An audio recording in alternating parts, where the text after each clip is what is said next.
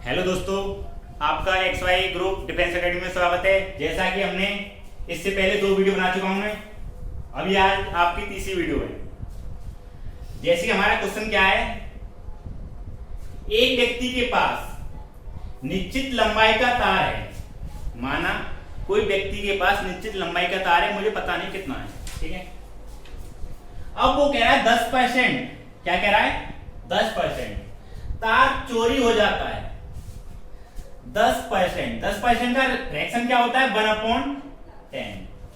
1/10।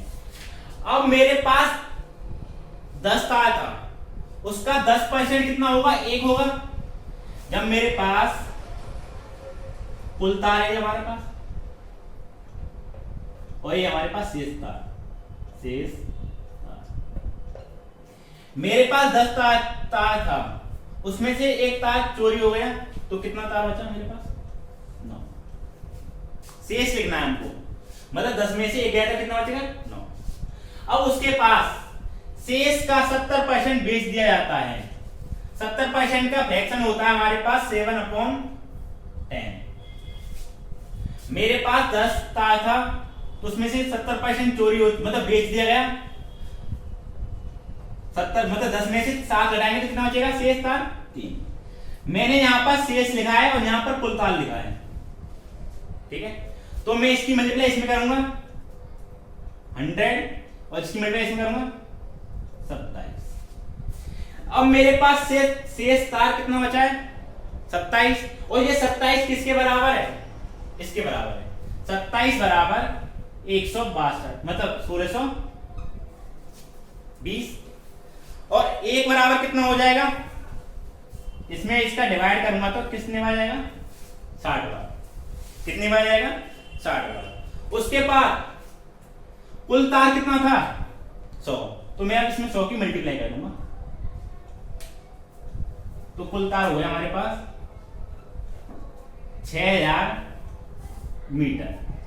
ये आपका आंसर।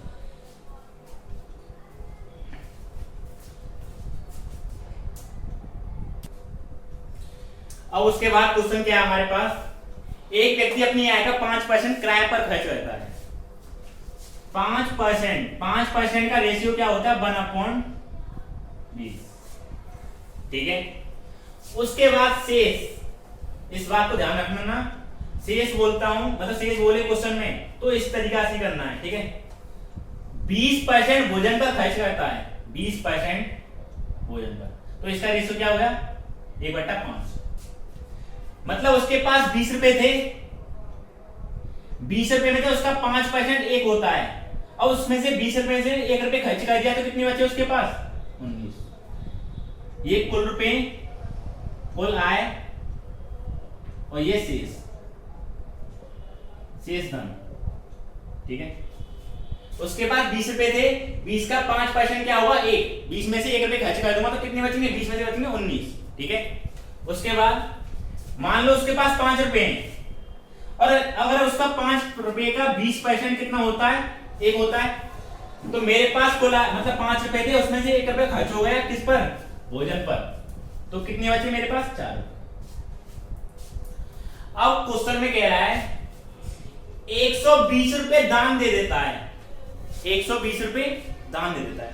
अगर ये परसेंट होता तो मैं इसको ऐसे सोल्व कर देता। अगर मैं इस 120 को मैं दान नहीं देता, अगर मैं 120 रुपए को दान नहीं देता, तो उसके पास कितने बचे 1400 रुपए।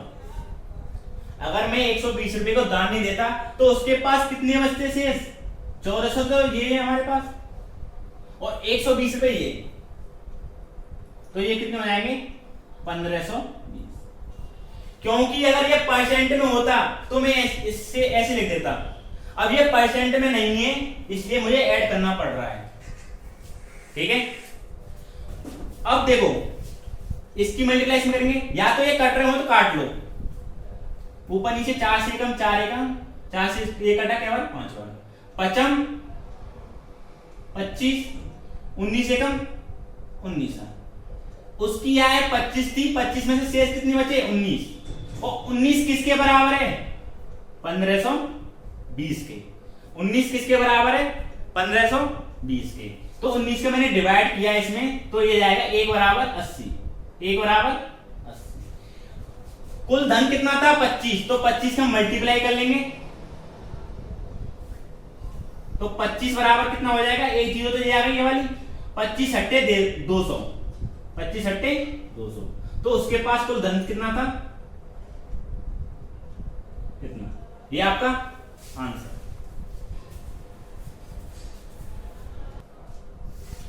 अगला क्वेश्चन क्या है हमारे पास, एक पुस्तकालय में 20% हिंदी की किताब है।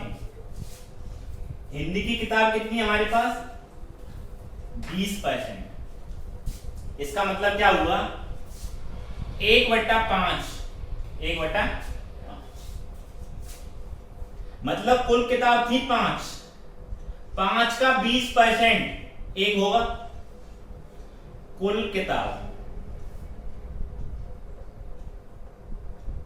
और शेष किताब। कुल किताब हमारी 5 है, 5 में से 20% किसकी है, हिंदी की, तो इसमें से 1 घटा देंगे, कितना बचेगा, 4। ठीक है। अब उसके बाद क्या बोल रहा है, शेष का 50% अंग्रेजी की, इंग्लिश की कितनी है हमारे पास, 50%। 50% का मतलब क्या होता है, 1/2। हमारे पास 2 पुस्तक थी, उसमें से 50% इंग्लिश की है, मतलब कुल पुस्तक 2 हैं, 2 में से 1 किताब किसकी, इंग्लिश की, तो शेष कितनी बचेंगी, 1 ही तो बचेगी हमारे पास। उसके बाद क्या बोल रहा है, शेष का 30% फ्रेंच की, शेष का 30% फ्रेंच की। 30% का मतलब रेशियो क्या होता है, 3/10।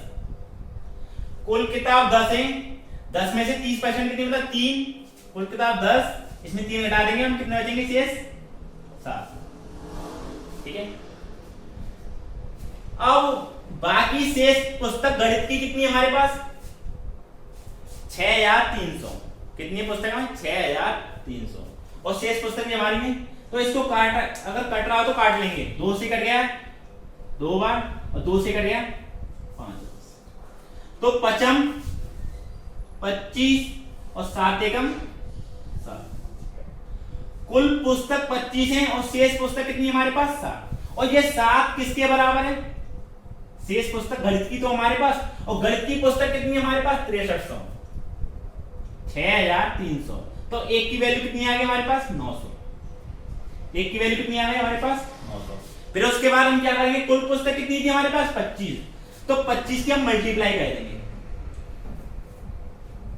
तो ये कितना हो जाए, 25 बराबर 2 जीरो, तो ये आ गया हमारे पास 25 नंबर 225। ये आपका आंसर।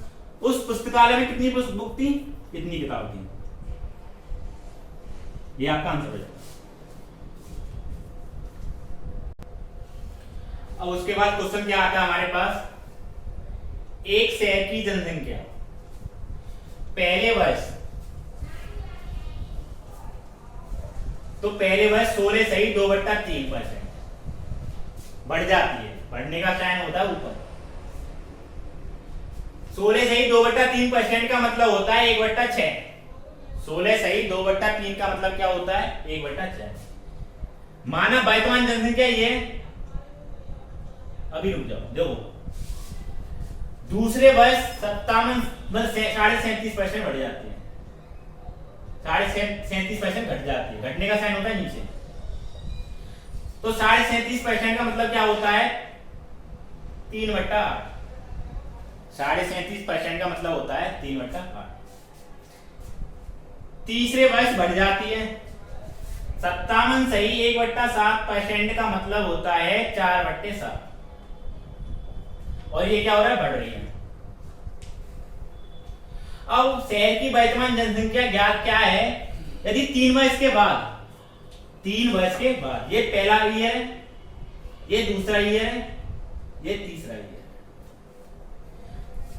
देखो 3 वर्ष के बाद शहर की जनसंख्या कितनी है हमारे पास, 3,30,000। तो मैंने मान लिया वर्तमान है, और ये 3 वर्षवार। पहले वर्ष क्या था, बड़ी थी, 6 से कितनी हो गई 7, 6 से कितनी हो गई हमारे पास 7। दूसरे वर्ष हमारी घटी है तो 8 से कितनी होगी, 3 घटेगी तो कितना हो जाएगा 5, 8 से कितना हो जाएगा 5।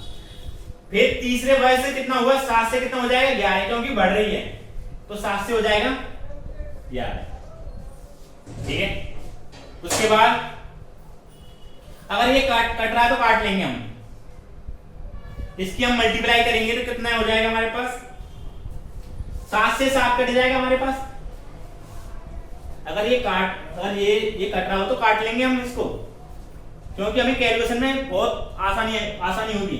तो इसकी मल्टीप्लाई करेंगे तो 16 चौक मतलब 8 गुना इसमें करेंगे तो कितना हो जाएगा 48, 8 6 48, और ये कितना हो जाएगा 55, 11 करना 55। उस शहर की वर्तमान जनसंख्या कितनी है हमारे पास 48, और 3 वर्ष बाद जनसंख्या कितनी है हमारे पास 55। 3 वर्ष बाद जनसंख्या कितनी है हमारे पास 55। और ये किताब वाला बोल रहा है, क्वेश्चन बोल रहा है हमारे पास 3 वर्ष के बाद शहर की जनसंख्या 3,30,000 हो जाती है, तो ये इसके बराबर होगी कि नहीं होता हो, 55 बराबर 3,30,000 हो जाती है। तो मैं इसका डिवाइड करूंगा तो 1 बराबर कितना हो जाएगा, इसका डिवाइड करूंगा तो 1 बराबर कितना हो जाएगा 55 से, मतलब 11 से काटूंगा मतलब ये कट जाएगा 55 से 6,000 बार। कितनी बार कटेगा 6,000 बार। जब 1 की वैल्यू 6,000 है, क्वेश्चन में पूछा वर्तमान जनसंख्या, और वर्तमान जनसंख्या कितनी है हमारे पास 48, तो 48 की मैं मल्टीप्लाई कर दूंगा, तो 48 की मैं मल्टीप्लाई करूंगा तो कितना हो जाएगा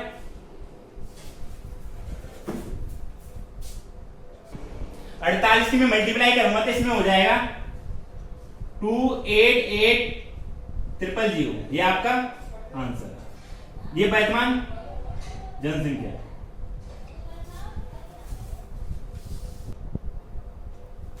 उसके बाद हमारा क्वेश्चन क्या है, एक व्यक्ति अपनी आय का 50% भोजन पर खर्च करता है।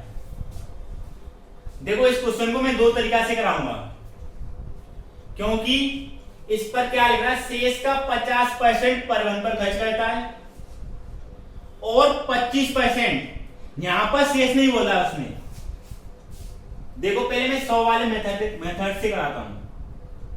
माना उस व्यक्ति के पास 100 रुपए थे, 100 में से उसने 50% भोजन पर खर्च कर दिए, 100 का 50% कितना होता है 50 ही होता है, तो शेष कितने बचे 50।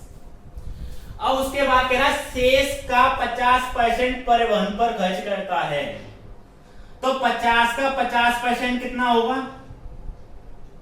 25 होगा, 50 का 50% कितना होगा 25 होगा। उसके बाद क्या कह रहे हैं 25% खेल कूद पर खर्च करता है, तो अब इसने शेष नहीं बोला, इसी 50 का 25%, तो 50 का 25% कितना होगा 12.5, 50 का 25% कितना होगा 12.5। 10% सिनेमा पर खर्च करता है, मतलब सिनेमा घर पर खर्च करता है, तो 50 का 10% कितना होगा 5। ठीक है, क्वेश्चन समझिए। और शेष 900 रुपए बचत करता है, मेरे पास 50 रुपए थे, 50% परिवहन पर, 25% खेल-कूद पर और 10% सिनेमा पर, तो शेष कितने बचे 25 और 5 30, 30 और 12.5 42, तो बचे कितने 7.5। कितने बचे 7.5, ये बच रहे हैं शेष, और शेष यहां पर कितने बच रहे हैं 900, तो 7.5 की वैल्यू 900 के बराबर है, 7.5 की वैल्यू 900 के बराबर है, तो 1 की वैल्यू कितनी हो जाएगी 7.5 को मैं इधर लिख दूंगा 900 बट्टे 7.5, पॉइंट से लग गया ऊपर 0, 25 से इसको काटूंगा 3 बार और 25 से इसको काटूंगा, 25 थी 75, कितना हुआ 15, 25 के 150 और 0, 3 से इसको काटूंगा 120 बार, तो 1 की वैल्यू हमारे पास 120 हो गई। 1 की वैल्यू कितनी हो गई हमारे पास 120। मैंने उस व्यक्ति की आय कितनी मानी थी 100 रुपए, और जब एक की वैल्यू 1 से 20 के बराबर है तो 100 की वैल्यू कितनी के बराबर होगी? 12,000 के। ये आपका आंसर, ये आपका बेसिक है ओनली। ये क्या है आपका बेसिक। अब देखो इसको क्वेश्चन को जल्दी से जल्दी कैसे करेंगे।